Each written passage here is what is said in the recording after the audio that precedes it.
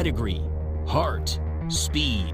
Creatine, lifetime earnings of over $2 million. Built for excellence. Creatine has the lead. They're coming down to the line. Creatine! It's still Creatine there by 2 lengths, and Creatine wins pillar to post.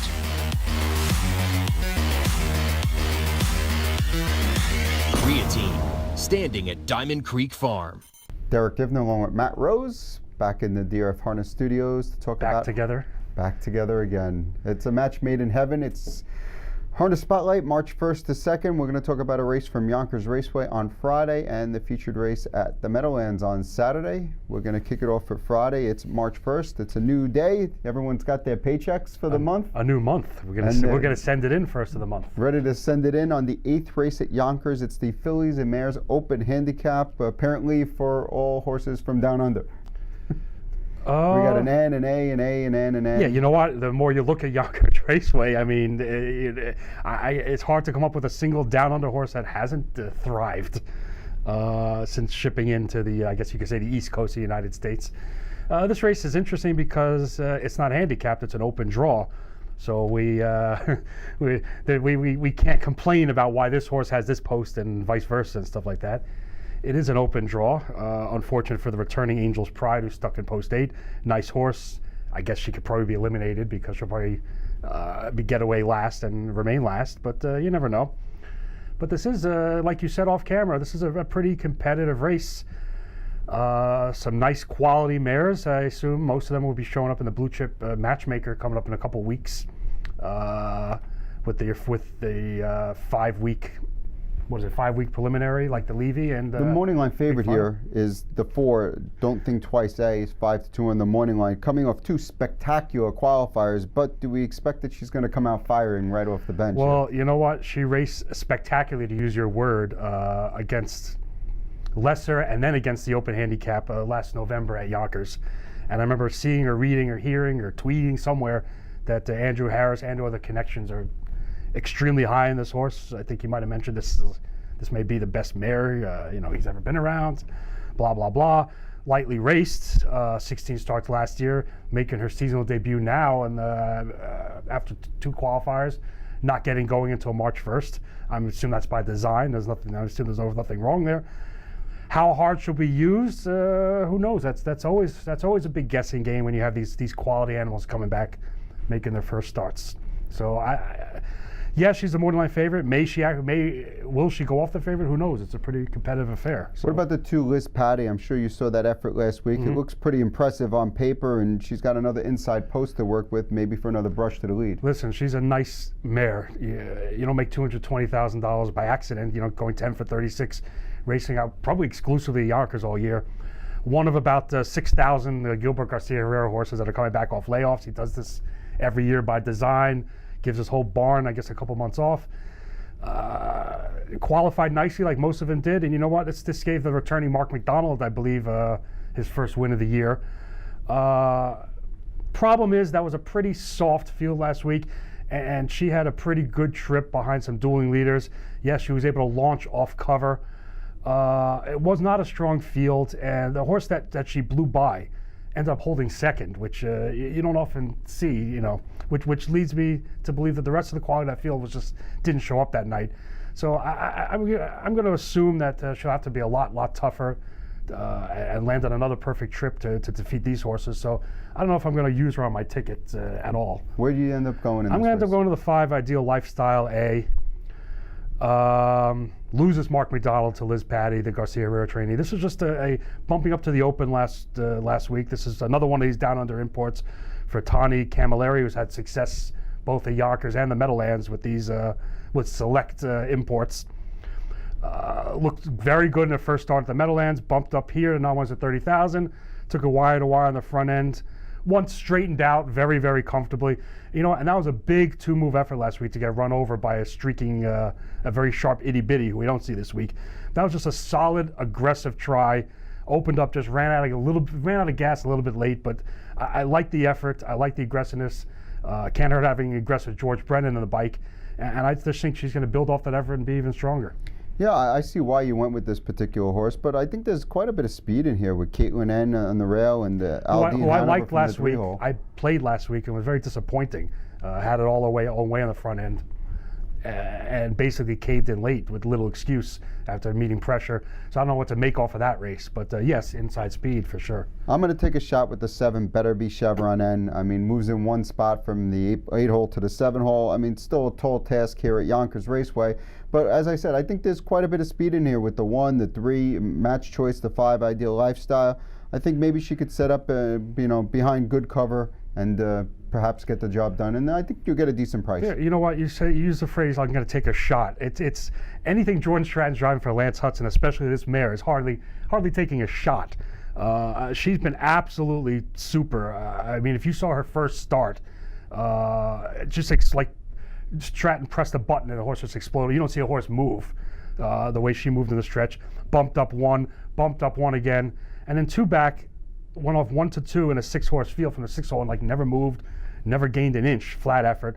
Last week was jammed up in traffic, found room up the rail, and had plenty of pace. Again, I can see 100 different scenarios where she does win. She will be some sort of factor. She will come out of this race with money. She will be a big player going forward. I'm kind of banking her having maybe too far to come yet again this week. All right, race 8 at Yonkers on Friday. I'm going with the 7, Better Be Chevron, and Matt's going with the 5, Ideal Lifestyle, and we're going to go to race number 7 at the Meadowlands on Saturday. It's the preferred handicap, $25,000 on the line. You see the odds, you see the horses, and does this race go through the 5, Castle Flight as the morning line favorite? It's not like you look at the morning line here and say, oh, the race goes through anybody. I mean, you have 6 horses, 7 horses. You can make a case for every horse in this race, although obviously, I and others will narrow that down considerably. I had a hard time with this race. You know what? When I look at the Yonkers races, it sometimes, it comes easier to me. It comes into focus a lot easier, although I end up losing anyway somehow. You seem to have a little more success with the Meadowlands figuring out these races. But yeah, this is a very, you can make a case for a bunch of horses. I don't know who's going to be the favorite here. I think one of the keys of this race is what are we going to get from number 4, Tuxedo Bay? I mean, he was a killer, and then last week, what happened? Yeah, everyone was on this horse's bandwagon, and last week 2 weeks ago, you see a horse just stop for no reason. Yes, he went faster he went 26.54, a tick faster, but you could get beat. You're not supposed to fold badly. I don't know how tired he was. Maybe Eric Carlson, just let up on her, let up on him.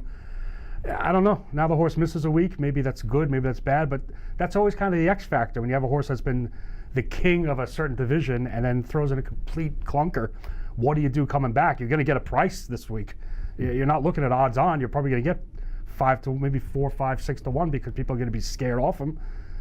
You know what? I think I'm scared off him because I don't think I'm going to go with them on top. Speaking of X factors, we have a couple of horses here coming off qualifiers who have plenty of class to them. The 3, Rodeo Rock, and the 6, Always in My Place. We're going to take a look at their qualifier. They finished 1-2 here. And Matt watched it live, so I'm sure he can tell you what's going on here. It looked a lot better live than it does in this replay footage. It's kind of a rare qualifier because we had a lot of movement in this race. The leader just gives way pretty quickly there. And you see Yannick Giwner on Always at My Place. He was the one horse. He got jammed up, was able to slide out, and in the process pushed a couple of rivals wide, including that's Rodeo Rock on the far outside. Out there wide, takes most of the final turn wide, and you're going to see he's going to come on pretty strong here in the stretch and hold off Always at My Place, who, like we said, is a classy foe with $1 million in lifetime earnings. That was it's hard to come up with bad luck in a qualifier. That was a bad luck trip. And Always at My Place had plenty of closing pace, came home 26. But you ever think that he's getting by Rodeo Rock here? No, I mean, I think they could probably go around again. Yeah, he's got him. But again, he got the jump on him. He had a full couple of length head start on him coming into the lane. With that said, it's tough to. Is it tough to back either one of these horses with any confidence, making their first start of this year against horses that have been racing a bunch of times? It's tough. I would demand some sort of price if I was going with Rodeo Rock. or Always at My Place? I think I would be more likely to expect Always at My Place to come out strong, only because he's from the Burke Barn. They usually send them out pretty ready Usually, for the always. most part. That being said, the place I ended up going was with the 5 Castle Flight, and I'm mainly going with this horse because Yannick isn't driving the horse. Because if Yannick was driving this horse, he'd be probably even money and, you know, be pointed down the road. And I think he'll be pointed down the road anyway in this spot. But with Corey driving him, I think we might get 9-5, 2-1 on this horse in a spot where he looks like he's going to the lead, and there's no reason why he can't go another. I mean, since he's been in the Dylan Davis barn, a solid second, then a lifetime mark. Yeah, off that $50,000 claim, and now he's racing his third start in the Preferred, which, with you notice, is a bumped up purse now to 25 grand. First weekend of improved purses. More money to chase. You know what? I looked at the same angle. I said, oh, geez, okay, well, there's a Ron Burke horse in the race, so Yannick's going to go to Always at My Place. Corey Callahan, So I kind of had a differing opinion of you, not knocking Corey Callahan whatsoever, obviously. I'm going to take a stab maybe with the 0 for 6 this year, New Talent, landing inside, winning the 2-3 draw with Anthony Napolitano, who I've had some success with a few horses this season at the Meadowlands. Listen, he sat a trip right behind Castle Flight and paced home right with him, getting beat half a length. Can he turn the table? Can he get away in another pocket trip here? I don't see why not. I guess it all kind of hinges on what Tuxedo Bay is going to do early on.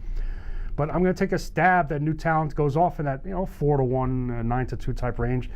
Maybe he's got the ability. He's been sharp enough. Maybe he can turn the table sitting a trip behind Castle Flight.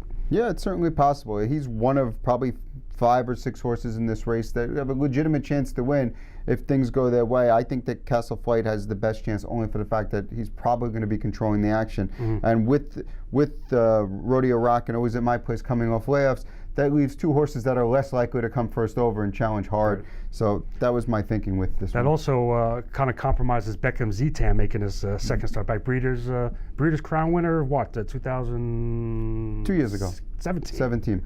If he had drawn inside, I would give him a pretty big shot in there. But from post 8, I just don't see where he's going to get the flow he needs to win this race. I discussed when I was at Yonkers last Saturday night, we were discussing somewhere in LA who most people are familiar with as gearing up for the Levy. This horse is gearing up for the Levy. And I mentioned on air when I was doing the show with at Yonkers Raceway that I didn't like the spot that he was in. He was going to need to show more. And meanwhile, he missed a nose. He was gaining on someone in LA. I think he's ready to go. I just don't think this is the right spot for him as he gears up for the Levy, especially from post 8. So I'm going to pitch him off my tickets and look more towards front end speed, New Talent being close up, Castle Flight being close up, and maybe the returning Rodeo Rock Always at My Place, toss them in for late moves. But if I can get 4-1 or so New Talent, I'll take a stab. All right, race 7 at the Meadowlands, Saturday, March 2nd. I'm going with the 5 Castle Flight. Matt's taking the 2 New Talent. That's it for this week. Good luck.